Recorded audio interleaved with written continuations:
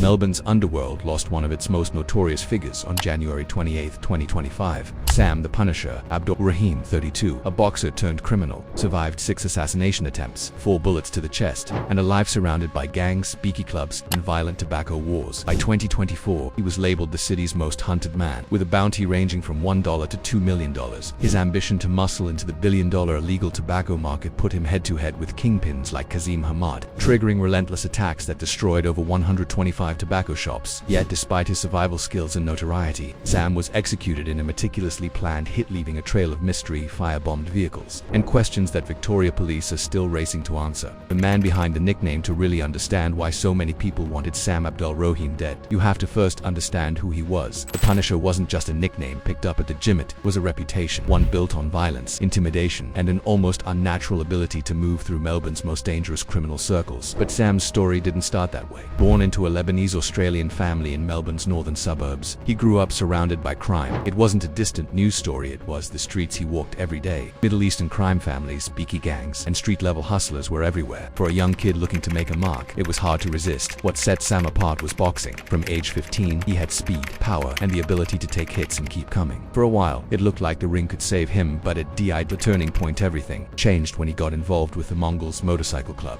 The Mongols aren't weekend riders. They're one of Australia's most dangerous organized crime groups, involved in drugs, weapons, extortion, and hits. Once Sam joined, there was no turning back. But Sam wasn't just tough, he was reckless. That recklessness hit its peak in June 2015, driving a silver Ferrari spidered down High Street in Reservoir at 110 km per hour in a 60 km per hour zone. He lost control. The Ferrari crashed into a Mazda carrying Lynette Vernot and her 88-year-old mother, Muriel Hugh. Muriel suffered massive injuries and, after 8 days in ICU, died. Sam was arrested, convicted of culpable driving causing death, and sentenced to 3 years and 3 months. While awaiting trial, police discovered meth in his home, steroid vials in his room, and nearly $2 grand in suspected crime proceeds. This wasn't a one-off mistake, it showed he was already deep in the criminal world. Coming back angry when Sam got out on parole in March 2019. The Underworld hadn't forgotten him. His lawyer says he had to change addresses 5 times in the first few months on police advice. This wasn't a safe return home, it was a target on his back. Within a week, the violence started, and over the next 6 years it never really stopped. A man with enemies in the Underworld. Reputation is everything, but it comes with a price. For Sam Abdulrahim, that price was enemies. By 2024, Melbourne's criminal circles had labeled him the most hunted man in the city. A bounty hung over his head, anywhere from $1 million to $2 million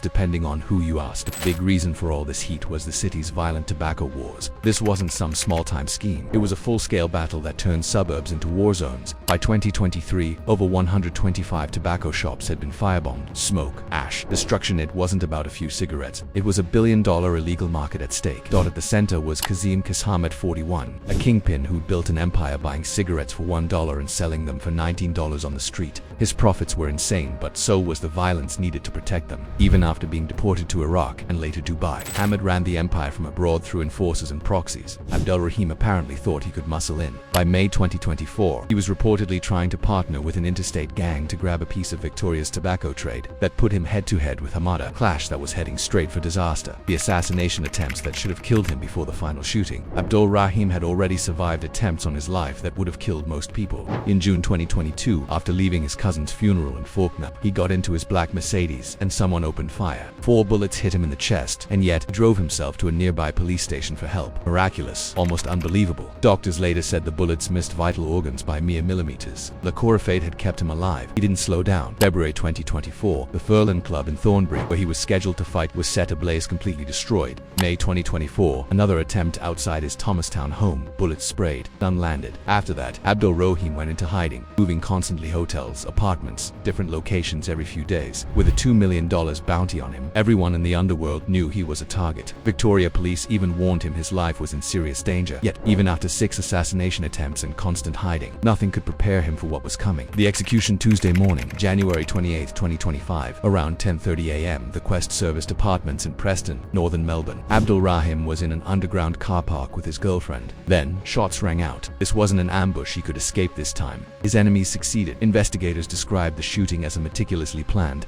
professional hit. Authorities believed more than one person was involved. This wasn't a random score settled by a lone gangster. It was deliberate, coordinated, and devastating. His girlfriend tried to save him. His girlfriend was there, right by his side, desperately trying to save him with CPR. But it was too late. Sam the Punisher Abdulrahim, 32 years old, a man who had survived 6 previous attempts on his life, a boxer who had once been shot 4 times in the chest and still driven himself to safety, was dead. That story, that fight for survival, ended in a parking garage on an ordinary Tuesday morning. Smoking guns in the hours after the shooting, investigators uncovered pieces of evidence that told a chilling story. This wasn't random. A white Porsche SUV, registered to Abdulrahim, was found burned and abandoned in reservoir, just kilometers from where he was killed. The car had been torched, likely to wipe away forensic traces, but not before police confirmed it belonged to him. Whoever did this didn't just act on impulse. They had planned every detail. It didn't stop there. A gray Ford Ranger Ute was also found ablaze in West Meadows, with a distinct bullhorn sticker on the rear canopy window. Investigators believed this was a backup getaway vehicle, ready for a second escape after the first car was destroyed.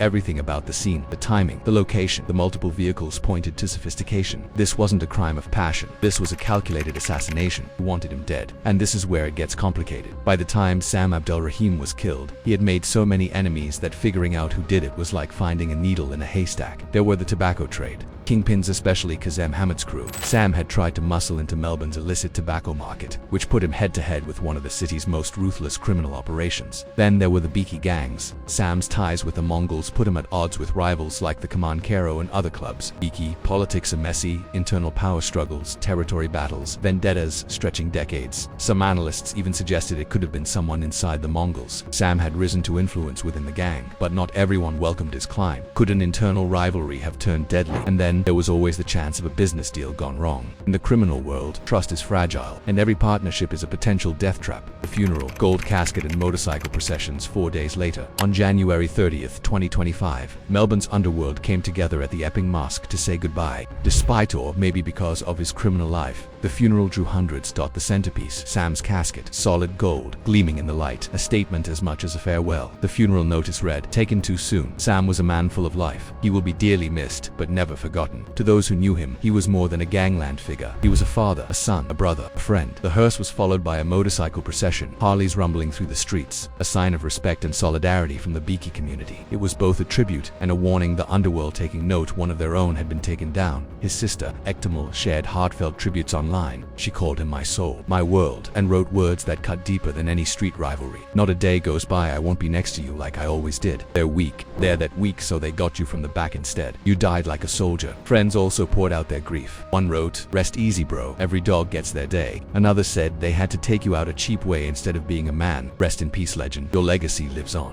The unresolved mystery. Months after Abdulrahim's shooting, Victoria Police's homicide squad was still digging for answers. No charges had been filed. No suspects had been publicly named. The case had turned into one of Melbourne's most high-profile cold cases, and it was complicated. Abdulrahim had too many enemies to make things simple. In March 2025, a 19-year-old named Io was arrested and charged over an arson attack on a gym tied to Abdul. That attack happened before his death, and police were still tracing the connections. But the murder itself, still unsolved. The silence from Melbourne's criminal world was deafening. In these circles, snitching is often considered worse than murder. Nobody was talking. Nobody was revealing who gave the order or who pulled the trigger. The broader context, what made Abdulrahim's death stand out, wasn't just that another criminal was killed in Melbourne. Murders happened there regularly. It was how it reflected a shift in gang violence, bolder, more brazen, and happening in broad daylight with multiple witnesses. His death also shone a light on the chaos of the tobacco wars, a conflict that had already claimed innocent lives and would continue to. Just weeks after Abdulrahim was shot, in February 2025, a 27-year-old burlesque performer named Katie Tanji was killed in an arson attack meant for someone else. She was simply at her brother's home when her life was wiped out. This is what happens when criminal empires are run from overseas by exiled kingpins pulling strings. The violence escalates, casualties rise, innocent people get caught in the crossfire of wars they never signed up for. Legacy and lessons. Sam Abdulrahim's story isn't a simple cautionary tale. It's not the usual crime doesn't pay story. His story is messier, more human. But he had enormous physical talent and could have been a legitimate professional boxer. Instead, he got drawn into Melbourne's criminal underworld through environment, opportunity, and choice. He survived 6 assassination attempts, a feat almost impossible for yourself or anyone else. But surviving in this world doesn't mean you're safe. It just means you're still in the game, and the game eventually ends badly. His death also shows how Australia's organized crime scene has evolved. Unlike the gangland wars of the late 90s and early 2000s, which were mostly established families fighting for control, today's conflicts are fragmented, volatile, and driven by newer players, tobacco cartels, interstate gangs, and anyone trying to stake a claim. Abdulrahim existed in this new landscape not as a traditional boss with a set territory, but as a skilled operator with connections, muscle, and the willingness to take opportunities where he found them. He was a product of modern organized crime, and in the end, it consumed him. The investigation continues as of late 2025. Victoria Police's homicide squad is still digging into the murder of Sam Abdul. Detective Inspector Dean Thomas put it plainly, in words that anyone following the story would understand. I think common sense prevails here. But perhaps that's the case, acknowledging the grim reality that Abdulrahim's death was, sadly, expected given the threats he had faced. Police have made public appeals for any information about the shooting, dashcam footage, CCTV recordings, anything that might help. They've promised to leave no stone unturned. But in Melbourne's criminal underworld, stones stay unturned. People choose silence over safety, and that silence keeps the killers in the shadows. For now, Sam the Punisher Abdulrahim is just another name on the growing list of unsolved murders in a city that has grown painfully accustomed to gangland violence. But for those who knew him, his family, friends, and associates, he was far more than a statistic. He was a real person, complicated, human, and larger than life in his circle. His story, for better or worse, will continue to echo in Melbourne's criminal underworld for years to come. The question isn't just who killed Sam Abdul. The bigger question is whether his death will ever mean more than just another chapter in Melbourne's ongoing story of underworld violence and revenge. And if history is any guide, the answer is probably not.